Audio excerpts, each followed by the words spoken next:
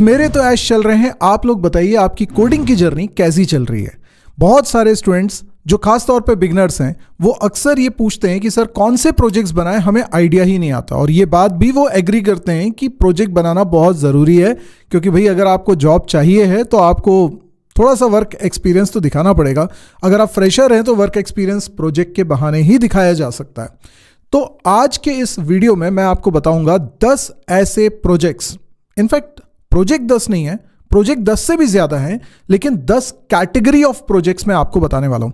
यह video normal 10 projects के video से क्यों अलग होगा, क्योंकि यहां पर मैं आपको कैटेगराइज करके बताऊंगा कि आपको किस किस तरह के प्रोजेक्ट्स बनाने की जरूरत है, और एब्सोल्यूट बिगिनर के लिए मैं ये चीजें बताने वाला हूं।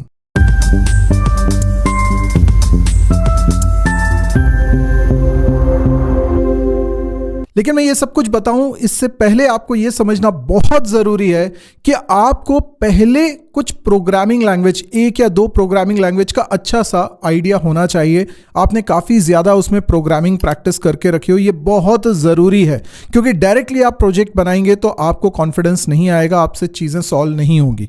लेकिन अगर आपने कोई एक या दो प्रोग्रामिंग लैंग्वेजेस करके रखी हैं, फॉर एग्जांपल आपने सी पढ़ा है या C++ या पाइथन, कोई भी प्रोग्रामिंग लैंग्वेज आप पढ़ चुके हैं, तो अब इसके आगे की जर्नी के बारे में पूरा रोड मैप भी मैं आपको बता रहा हूं, और किस तरह के प्रोजेक्ट्स आपको कर रहे हैं वो भी आपको बता रहा हूं। तो देखिए, ये तो पॉसिबल नहीं है कि आप स्टूडेंट लाइफ में 2-4 साल जो आपको कॉलेज के समय में मिलते हैं उस समय आप सारी टेक्नोलॉजी सीख लो। अब भाई इतनी सारी चीज़ें हैं, इतने सारे टेक्निकल टर्म्स तो आप भी सुन चुके होंगे, सब कुछ सीखना तो पॉसिबल नहीं लगता है। और फिर आपने देखा होगा कि अगर आप एक प्रोग्रामिंग लैंग्वेज सीखने जाते हो तो उसी में 2-3 महीने आराम से निकल जाते हैं। तो फिर हर स्किल को सीखने के लिए इतना टाइम हम कहाँ से लाएंगे? तो देखिए, ये पॉसिबल नहीं है। लेकिन इसका एक हैक है, आप पहले अपने फंडामेंटल से स्ट्रॉन्ग कर लीजिए। एक बार आपके C++, बेसिक डेटा स्ट्रक्चर, ये इन चीज़ों का फंडामेंटल स्ट्रॉन्ग हो गया, अब आती है हमारी जर्नी की शुरुआत।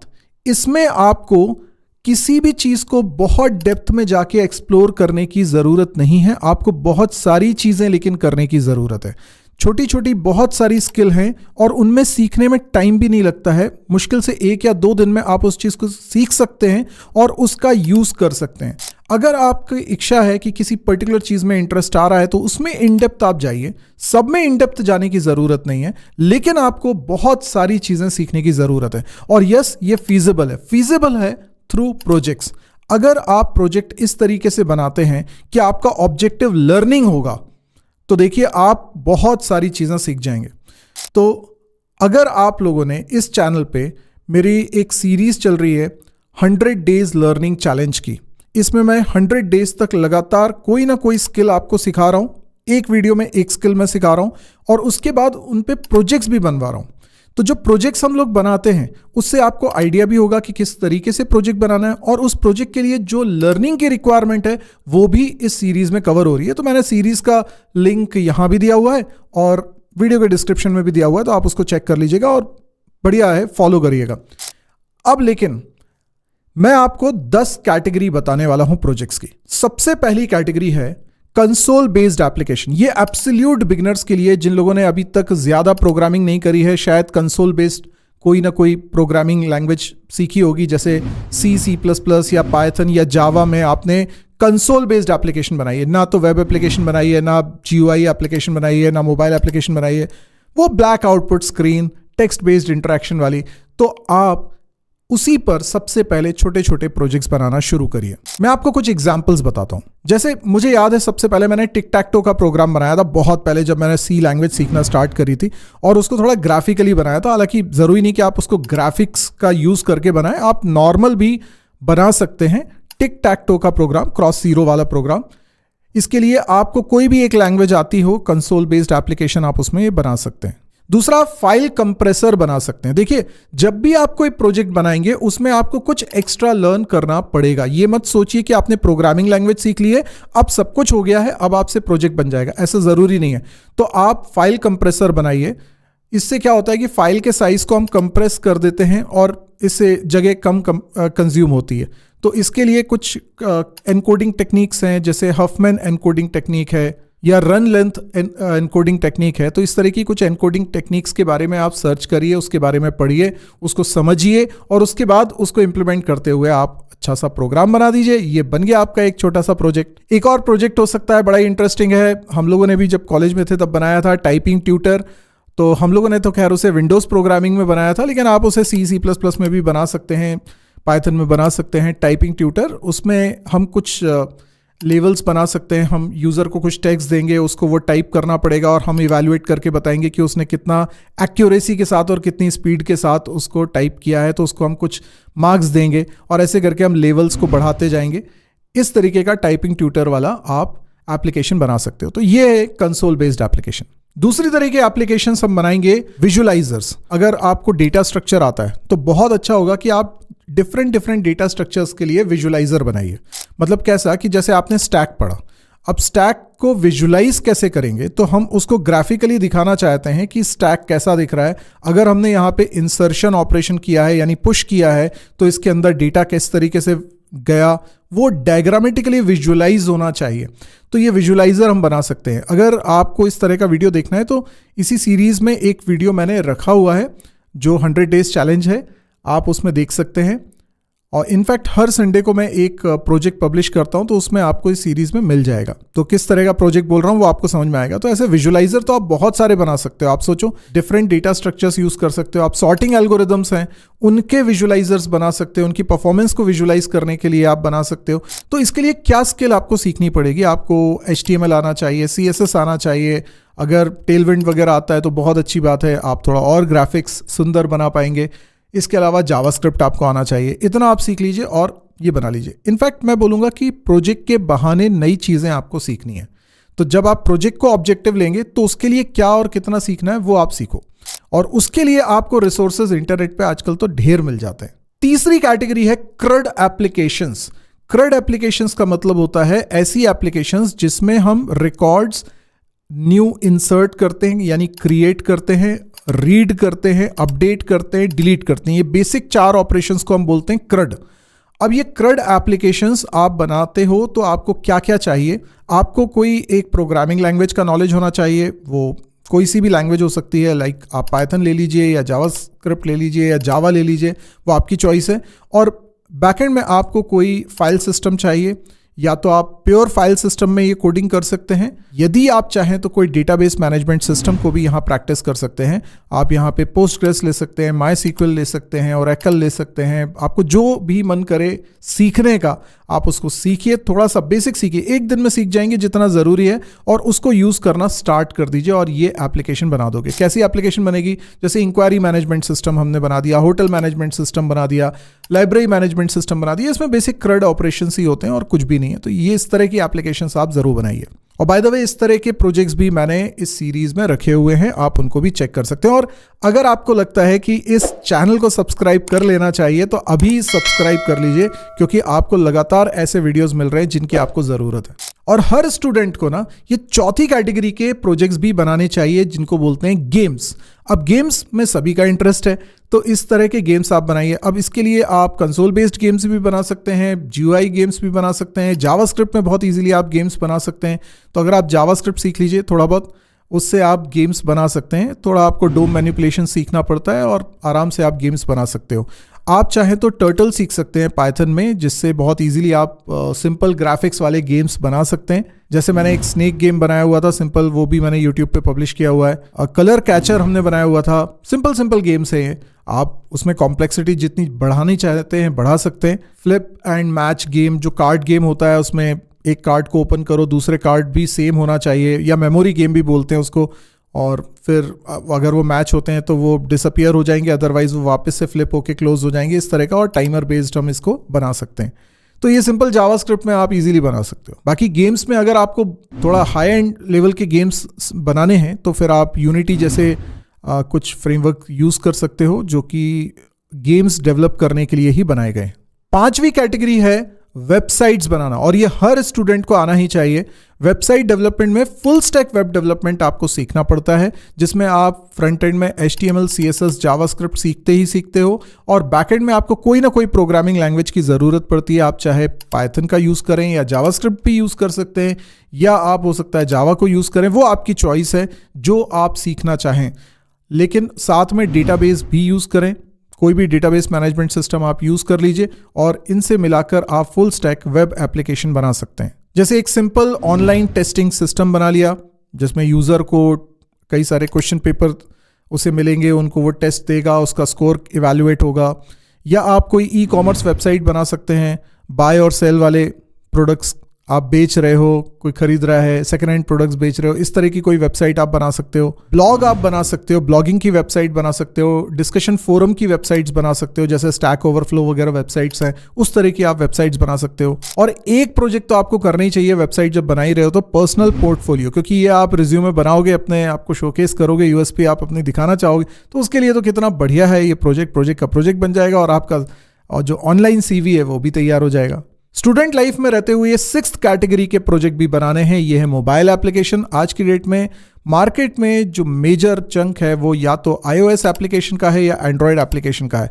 तो या तो आप एंड्रॉयड एप्लीकेशन बनाते हो या iOS एप्लीकेशन बनाते हो, क्योंकि दोनों के लिए अलग अलग स्किल सेट की ज़रूरत पड़ती है। अगर आप एंड्रॉयड एप्लीकेशन बनाना चाहते हो तो आप जावा या कोटलिन लैंग्वेज का यूज़ करते हो, आप एंड्रॉयड स्टूडियो जैसे फ्रेमवर्क को यूज़ करोगे।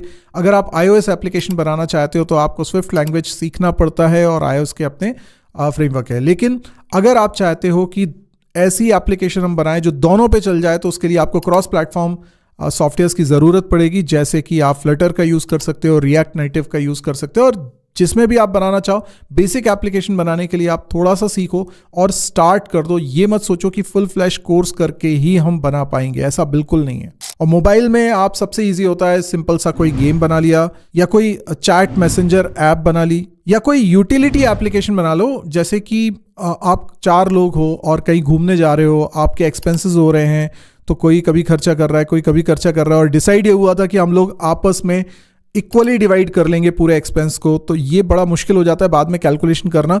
तो हम एक ऐसी ऐप बनाएं कि जब जो खर्चा करे उसमें एंट्री करता जाए, और बस लास्ट में जाके वो ऐप कैलकुलेट करके बता देगी कि भाई किसको कितना किसको देना है। इस तरह की एप्लीकेशंस मार्केट में अवेलेबल हैं, कई तो पेड एप्लीकेशन है, तो आप इसके लिए एक एप्लीकेशन बना सकते हो। तो ये बढ़िया यूटिलिटी एप्लीकेशन होगी। जब आपका लेवल यहां तक पहुंच जाए कि आप इस तरह के प्रोजेक्ट्स बनाने लग रहे हो, तब मैं आपको बोलूंगा कि आप API बेस्ड प्रोजेक्ट भी बनाना स्टार्ट कर दो। तो अगली कैटेगरी है API बेस्ड प्रोजेक्ट्स बनाना। जैसे आप करेंसी कन्वर्टर बना सकते हो, किसी देश की करेंसी है उसको किसी दूसरे देश की करेंसी में कन्वर्ट करना है, तो ऑब्वियस सी बात है कि करेंसी तो डेली रेट चेंज होते रहते हैं, तो इसके लिए आपको कोई ना कोई API लगेगी। तो वो API यूज़ करोगे जिसकी मदद से आपको डेटा मिलता रहेगा रियल टाइम में, और आप वो डिस्प्ले करोगे। आपको सिर्फ क्या करना है, एक इंटरफेस बनाना है और API से डेटा फेच करना है, API को रिक्वेस्ट भेजनी है, वहाँ से जो रिस्पॉन्स आया उसको आप अपने हिसाब से इंटरफेस पे दिखा सकते हो। बस इतना ही करना है। API बेस्ड एप्लीकेशन के तो ढेर आइडिया हो सकते हैं। मूवी सर्च के लिए आप बना सकते हो, उसमें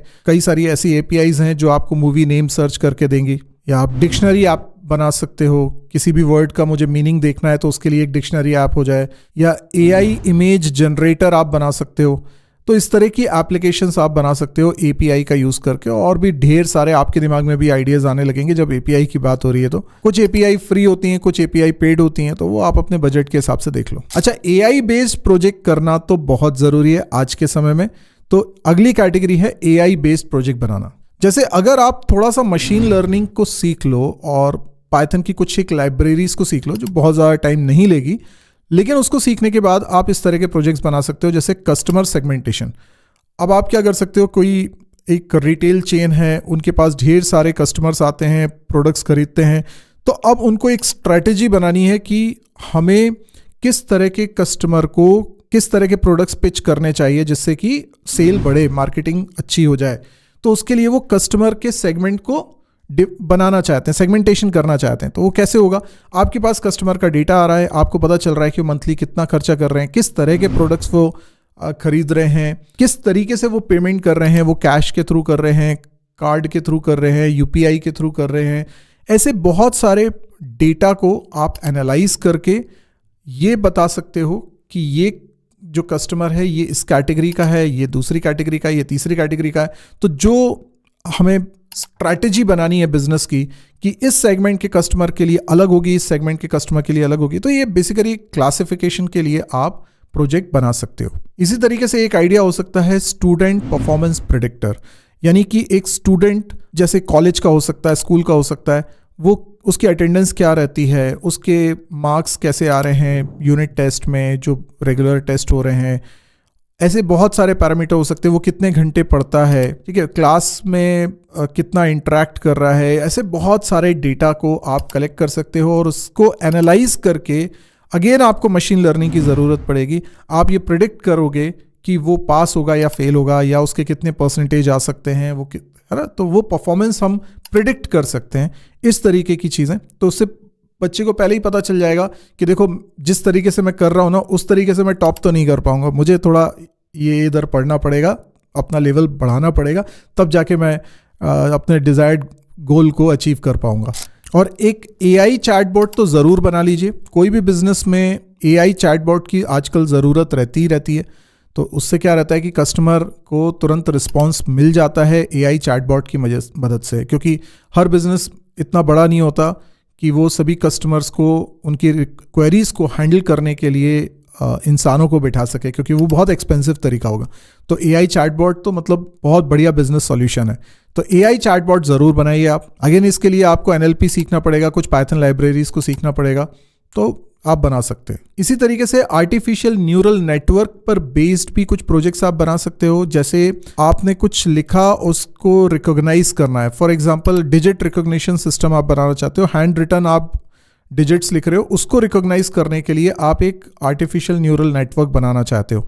तो ये भी बहुत ईजी है, ऐसा कोई बहुत मुश्किल नहीं है, लेकिन आप इसको ट्राई कर सकते हो। ये बिगनर फ्रेंडली ही प्रोजेक्ट्स हैं। इसके लिए थोड़ा सा आपको न्यूरल नेटवर्क के बारे में जानना होगा, आपको थोड़ा मशीन लर्निंग का भी नॉलेज चाहिए और कुछ पाइथन लाइब्रेरीज का नॉलेज चाहिए। और स्पीच रिकॉग्निशन पर बेस्ड प्रोजेक्ट भी बहुत इजीली आप बना सकते हैं। जैसे कि आप बोलकर, यानी सिस्टम को हम बोलकर कमांड दे सकते हैं, वो स्पीच को टेक्स्ट में कन्वर्ट करता है और उसके बाद फिर प्रोसेस करता है। तो हम सिंपल कैलकुलेटर बना सकते हैं कि हम बोलेंगे और वो कैलकुलेट करके हमें देगा, इंस्टेड ऑफ टाइपिंग, हमें टाइप नहीं करना पड़ेगा। तो इस तरीके के हम एप्लीकेशंस बना सकते हैं। फिर 9th कैटेगरी है इमेज रिलेटेड एप्लीकेशंस बनाना। जैसे एक बहुत कॉमन एप्लीकेशन है, थोड़ा बहुत इसमें AI की भी जरूरत पड़ सकती है। जैसे हमें कोई इमेज दी हुई है और इमेज के अंदर टेक्स्ट लिखा हुआ है, तो मैं ये चाहता हूं कि वो टेक्स्ट उसमें से निकाल सके आप, क्योंकि वो इमेज के अंदर टेक्स्ट है। तो इमेज से टेक्स्ट को एक्सट्रैक्ट करने के लिए आप एक एप्लीकेशन बना दो। हमें सुनने में लगता है कि बहुत टफ होगा, लेकिन एक्चुअल में इसके लिए APIs हैं। गूगल भी प्रोवाइड करती है, माइक्रोसॉफ्ट भी प्रोवाइड करती है, अमेजॉन भी प्रोवाइड करती है। आपको बस उन APIs को खोजना है, उनको यूज करना सीखना है और बस हो गया। तो इसमें आपको OCR के बारे में थोड़ा सा रीड कर लीजिएगा, पढ़ लीजिएगा क्या होता है। OCR का मतलब होता है ऑप्टिकल कैरेक्टर रिकॉग्निशन। इसी तरीके से फेस डिटेक्शन से रिलेटेड आप कोई एप्लीकेशन बना सकते हैं। जैसे मान लीजिए क्लास में अटेंडेंस करना है, तो अटेंडेंस करने के लिए कुछ नहीं है, कैमरा लगा हुआ है, बच्चों को वो कैमरा देख रहा है, वहाँ से बच्चों की फोटोज आ गई हैं और उससे उनके फेस को रिकॉग्नाइज करके भी उनकी अटेंडेंस लगाई जा सकती है। इसके लिए आपको कंप्यूटर विजन के बारे में पढ़ना पड़ेगा। ये सारे प्रोजेक्ट्स कोई एक दिन में तो बनाने नहीं है, आप स्ट्रेटेजी बनाइए और एक एक कैटेगरी के प्रोजेक्ट्स आप बनाना स्टार्ट करिए। हर कैटेगरी के लिए आपको कुछ ना कुछ लर्न करना पड़ेगा। तो मैंने कितनी कैटेगरीज आपको बता दी? 9 कैटेगरीज। यस, अब मैं 10th कैटेगरी बता रहा हूं और ये अल्टीमेट कैटेगरी है। ये है कि आप खुद का बिजनेस स्टार्ट करने के बारे में सोचिए। आप कोई ऐसा सिस्टम बनाइए जिसको आप मोनेटाइज कर सकें, जिससे आप पैसा अर्न कर सकें स्टूडेंट लाइफ में रहते हुए। जैसे मान लीजिए कि आप एक जेन्युइन प्रोडक्ट रिव्यू सिस्टम बनाना चाहते हैं। ये एक वेबसाइट हो सकती है, वेब एप्लीकेशन हो सकती है या मोबाइल एप्लीकेशन हो सकती है, जिसमें लोग रिव्यूज देंगे, जेन्युइन रिव्यूज देंगे। अब आप जेन्युइन रिव्यूज के लिए उनको कुछ रिवॉर्ड दे सकते हो। आप वहां पर कंपनी से डील करके रिकमेंडेशन ऑफ प्रोडक्ट्स दे सकते हो, जिससे लोग परचेज करेंगे तो आपको भी उसका कुछ शेयर मिल जाएगा। जैसे कि एफिलिएट मार्केटिंग जिसको हम बोलते हैं, वो भी आप कर सकते हो। तो इस तरीके से आप कोई बिजनेस मॉडल बनाओ और उसके लिए आप प्रोजेक्ट बनाएं। इसी तरीके से एक प्रोजेक्ट का आइडिया हो सकता है कि कई सारे लोग हैं जिनके पास कुछ कुछ स्किल है। जैसे किसी को वीडियो एडिटिंग आती है, कोई थंबनेल डिजाइन कर लेता है, कोई वॉइस ओवर दे सकता है, बहुत सारे ऐसे स्किल्स होती हैं। लेकिन उन स्किल से वो पैसा नहीं कमा पा रहे हैं क्योंकि उनको सही प्लेटफॉर्म नहीं मिलता है। तो क्या आप एक ऐसी वेबसाइट बना सकते हैं जो एक ब्रिज का काम करे, जिनके पास कोई स्किल है, जो फ्रीलांस काम करना चाहते हैं उनके लिए, और जो वर्क आउटसोर्स करने वाले लोग हैं उनके बीच में। तो क्या होगा कि ऐसी वेबसाइट्स ऑलरेडी हैं भी, लेकिन आप भी बना सकते हैं और कुछ एक इनोवेटिव आइडिया के साथ अगर उसको आप चलाएंगे तो वो सक्सेसफुल चल भी सकती है। और ये भी नहीं कर पा रहे हैं तो आप मोबाइल बेस्ड एक कोई गेम बना दीजिए। गेम इतना एडिक्टिव बनाइए कि मतलब कोई भी उसको अगर खेलेगा तो उसमें जो एड्स उसे दिख रहे हैं वो भी देखेगा।